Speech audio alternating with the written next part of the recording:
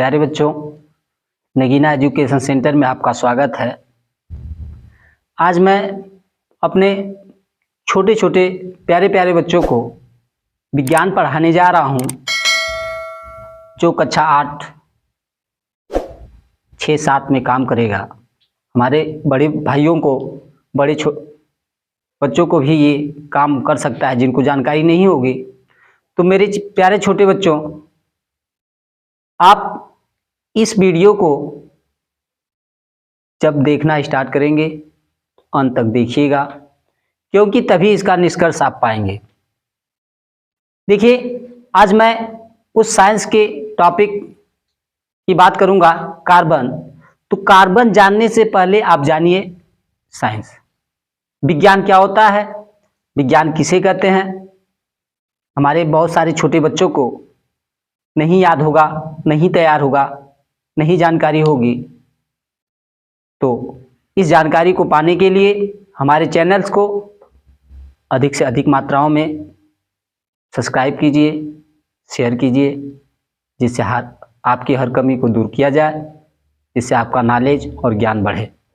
तो मेरे छोटे बच्चों, साइंस किसे कहते हैं, साइंस क्या होती है, साइंस की परिभाषा क्या होती है? तो उसकी परिभाषा है किसी वस्तु या पदार्थ की सुसंगठित और सुव्यवस्थित क्रमबद्ध ज्ञान को विज्ञान कहते हैं। विज्ञान किसे कहते हैं? किसी पदार्थ की या किसी वस्तु की सुसंगठित, सुव्यवस्थित, क्रमबद्ध ज्ञान को विज्ञान कहते हैं। मेरे प्यारे बच्चों, इसे विशेष रूप से तैयार कीजिएगा। देखिए, अब कार्बन क्या है, कार्बन किसे कहते हैं? तो काले पदार्थ को कार्बन कहते हैं। देखिए, काला पदार्थ भी होता है, सफेद भी होता है। तार पे जब तार कहीं स्पार्क करता है, शॉर्ट करता है, तो वहां पे सफेद टाइप, जंग टाइप लग जाते हैं, सफेद सफेद परत आ जाती है, तो उसे भी हम लोग कार्बन ही बोलते हैं। तो भी कार्बन ही होता है। लेकिन देखो बच्चों, ये कार्बन जैसे तार स्पार्क करता है, उस पे सफेद टाइप एक परत जम जाती है, तो उस परत को भी हम लोग कार्बन कहते हैं। जैसे गाड़ियां चलती हैं, गाड़ियों का जो पलक होता है, पलक पे भी काले काले एक परत जम जाती है, उसे भी गाड़ियां क्या कहते हैं? कार्बन कहते हैं। तो आप ये भी बता सकते हो, काले पदार्थ मान जिसपे काला परत जम जाती है, काला पदार्थ जो होता है उसमें कार्बन होता है। इस पूरे वायुमंडल में मेरे चारों तरफ जितने वस्तु हैं, आपके चारों तरफ जितने वस्तु हैं, हम, आप, हर एक कण में कार्बन पाया जाता है। मानव की बात करें, मानव में भी कार्बन उपस्थित होता है। लोहे की बात करें, लोहे में भी कार्बन होता है, क्योंकि जिसको जलाने पर काला धुआं उत्पन्न होता है, कार्बन ही होता है। तो मेरे प्यारे बच्चों, इस कार्बन को हम लोग सी से प्रदर्शित करते हैं। इसका प्रतीक सी होता है। ये कार्बो नामक शब्द से, इसकी उत्पत्ति, कार्बन की उत्पत्ति कार्बो नामक शब्द से हुआ है, जिसका अर्थ होता है कोल। जिसका क्या अर्थ होता है? कोल होता है। तो अब देखो बच्चों, कार्बन के 2 अपर रूप होते हैं। लेकिन अपर रूप किसे कहते हैं, अपर रूपता क्या होता है, उसे हम लोग जाने। अपर रूपता क्या होता है, जिसे हम लोग बहुरूपिया कहते हैं। क्या कहते हैं? बहुरूपिया कहते हैं। जो अपना रूप बदल बदल के हमारे गांव में आ जाते हैं। नहीं कहते हैं, जैसे भीख मांगने वाले आते हैं जब, तो आज उनको दूसरे रूप में देखते हैं, कल मार्केट में आप उनको अच्छे कपड़े में देख लेते हैं, कहते हैं अरे ये तो बहुरूपिया है। क्या कहते हो? कहते हो अरे ये तो बहुरूपिया है। क्यों कहते हैं आप? बहुरूपिया नाम क्यों दिया गया उसे? क्योंकि अपना रूप बदल बदल के अपना काम करता है। तो जो अपना रूप बदलता है उसी को अपरूपता कहते हैं। तो कार्बन भी दो अपना रूप बदलता है। कार्बन के दो अपर रूप होते हैं, माने कार्बन के दो रूप होते हैं। कौन कौन से? एक क्रिस्टलीय अपर रूप होता है, एक अक्रिस्टलीय अपर रूप होता है। बहुत ही इंपॉर्टेंट है मेरे बच्चों, एक क्रिस्टलीय अपर रूप, दूसरा अक्रिस्टलीय अपर रूप। तो देखो बच्चों, अपर रूप की परिभाषा क्या होती है? किसी पदार्थ के दो या दो से अधिक, किसी पदार्थ के दो या दो से अधिक रूपों को क्या कहते हैं? अपर रूप कहते हैं या अपरूपता कहते हैं। जब किसी पदार्थ की क्या होती है, दो या दो से अधिक रूप होते हैं, तो उसी को हम लोग क्या कहते हैं? अपरूपता कहते हैं। अपरूपता की परिभाषा क्या होती है? किसी पदार्थ के दो या दो से अधिक, दो या दो से अधिक रूप होते हैं तो उसे अपरूपता कहते हैं।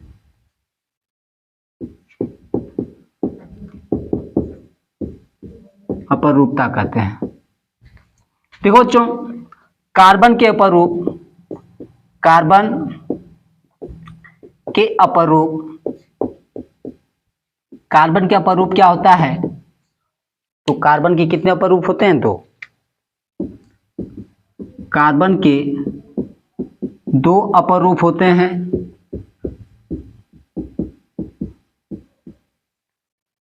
पहला क्रिस्टलीय अपरूप,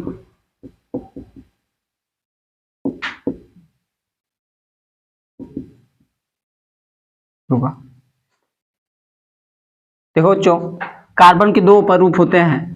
पहला क्रिस्टलीय अपरूप,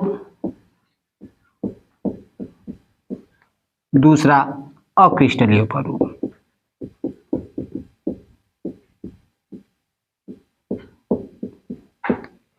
देखो बच्चों, क्रिस्टलीय अपरूप क्या होता है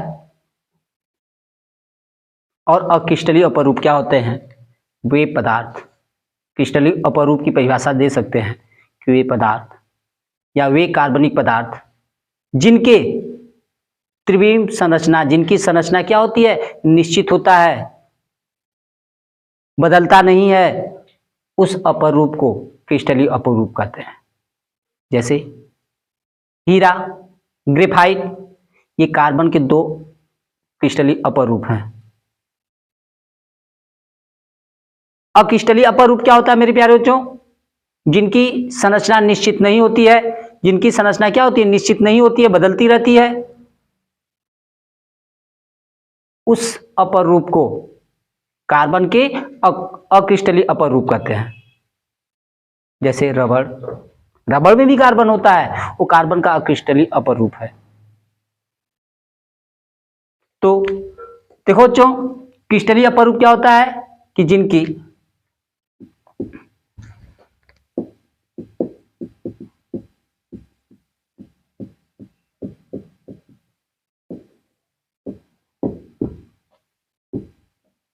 वे पदार्थ, माने कार्बन के वे अपर रूप जिनकी संरचना निश्चित होती है, जिनकी संरचना क्या होती है? निश्चित होती है। कार्बन के वे अपरूप जिनकी संरचना क्या होती है? निश्चित होती है, उस अपरूप को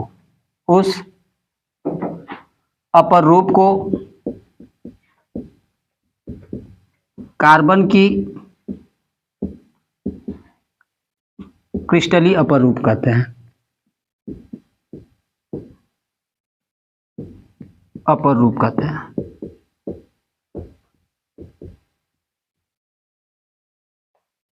जैसे हीरा, ग्रेफाइट, हीरा, ग्रेफाइट। अब देखो बच्चों, अक्रिस्टलीय अपरूप क्या होता है? अपरूप कार्बन के वे अपरूप, कार्बन के वे अपरूप जिनकी संरचना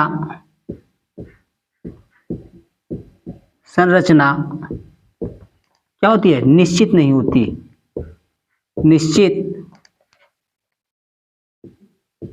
नहीं होती है, उस अपरूप को कार्बन के अक्रिस्टलीय अपरूप कहते हैं।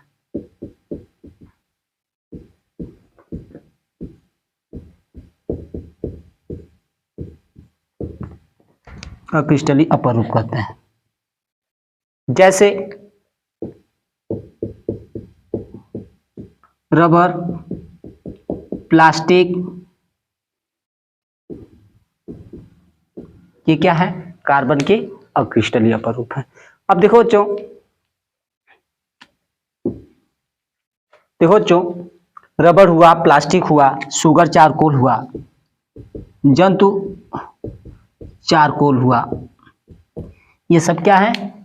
कार्बन के अक्रिस्टलीय रूप, अपरूप है मेरे प्यारे बच्चों। ये जो अपरूप होते हैं, या आप ये भी बता सकते हो कि जिसमें कार्बन की संरचना निश्चित होती है उसे क्रिस्टलीय अपरूप कहते हैं, जिसमें कार्बन की संरचना अनिश्चित होती है, ये भी आप बता सकते हो। सिंपल डिफिनीशन, जिसमें कार्बन की संरचना क्या होती है?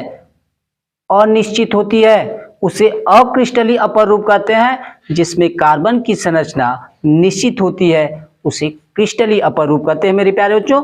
इसे विशेष रूप से आप तैयार करेंगे, क्योंकि ये आपके पेपर में पूछता है कितने क्रिस्टलीय अपरूप होते हैं, या कार्बन के कितने अपरूप होते हैं। तो कार्बन के 2 अपरूप होते हैं, कौन कौन से?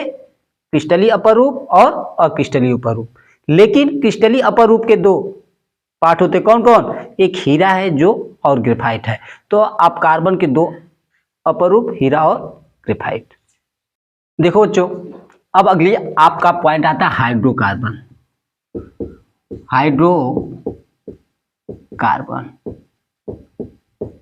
हाइड्रोकार्बन क्या होता है? इनके 2 पार्ट होते हैं। हाइड्रोकार्बन के कितने पार्ट होते हैं? 2 पार्ट होते हैं। कौन कौन से? एक संतृप्त हाइड्रोकार्बन होता है। कौन सा? एक संतृप्त हाइड्रोकार्बन, और दूसरा होता है असंतृप्त हाइड्रोकार्बन। असंतृप्त हाइड्रोकार्बन।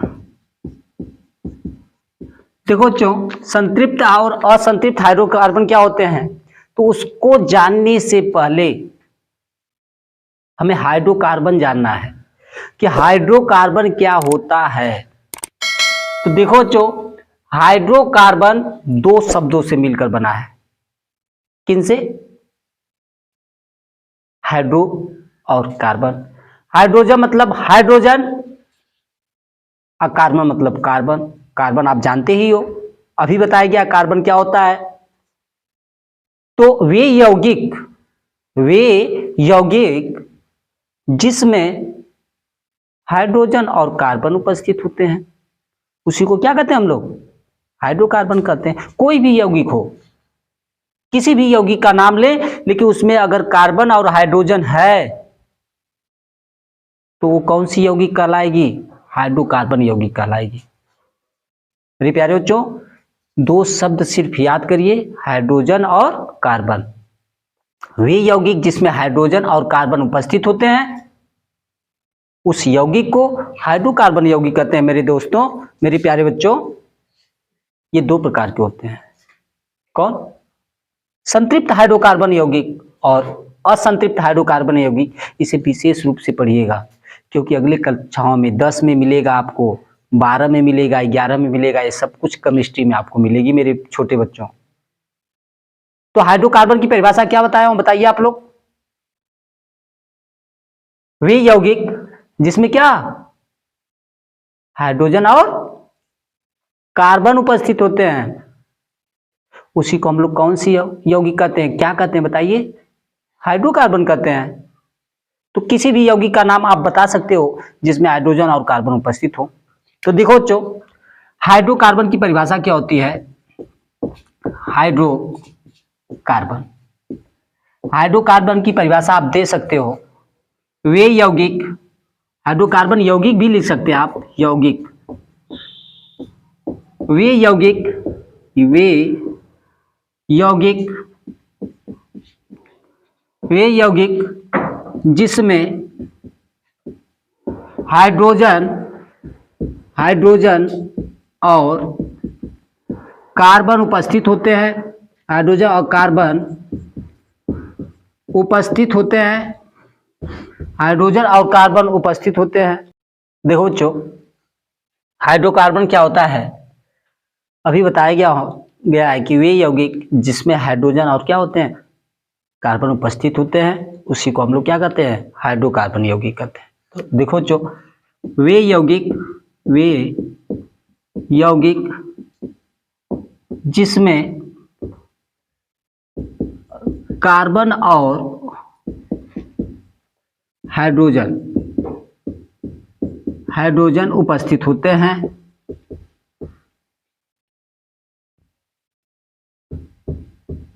कार्बन और हाइड्रोजन उपस्थित होते हैं, उपस्थित होते हैं, तो उस यौगिक को,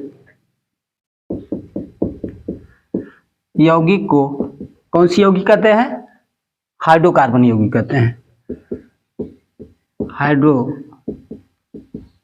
यौगिक कहते हैं।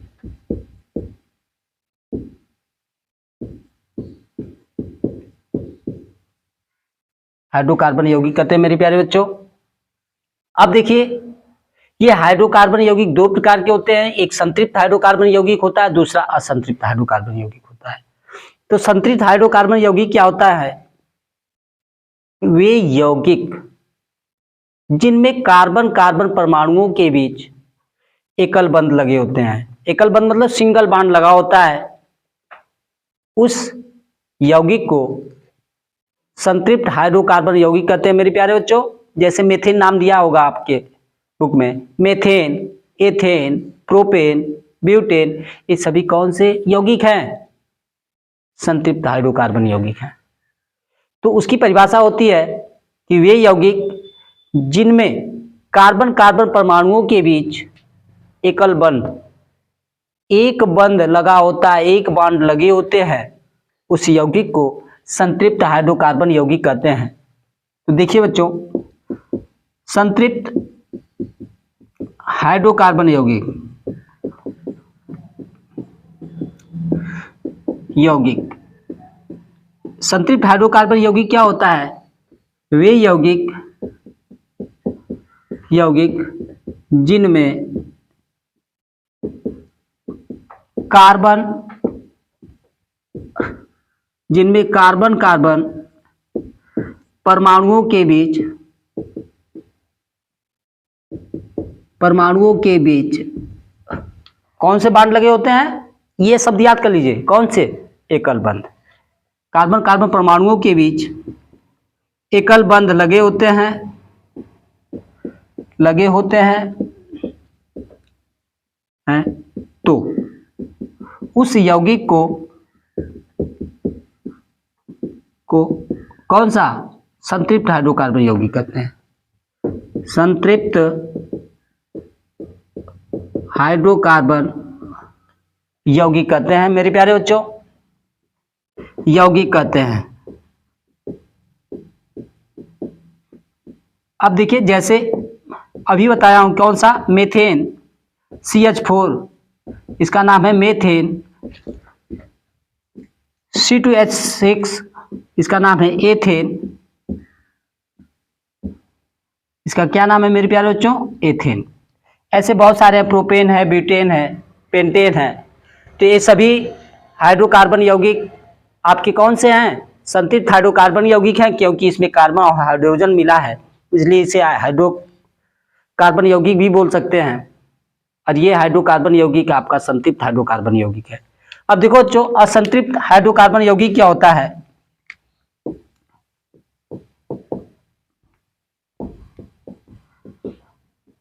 हाइड्रोकार्बन यौगिक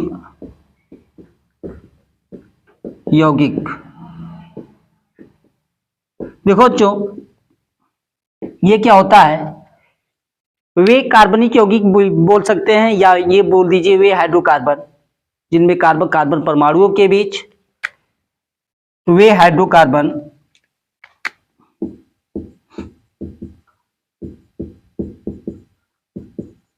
कार्बन परमाणु, वे हाइड्रोकार्बन यौगिक जिनमें कार्बन कार्बन परमाणुओं के बीच, कार्बन कार्बन परमाणुओं के बीच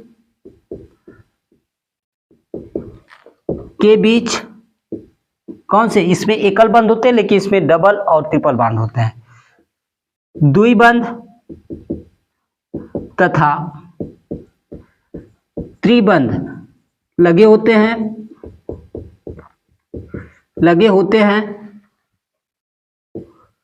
तो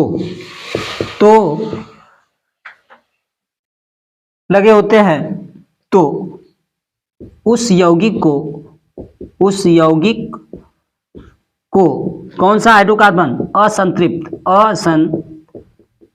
हाइड्रोकार्बन यौगिक कहते हैं, हाइड्रोकार्बन यौगिक कहते हैं मेरे प्यारे बच्चों, कहते हैं। जैसे एथाइन, एथिलीन, ऐसे ये है, जैसे C2H2 का निकालेंगे तो इसका नाम होता है एथाइन।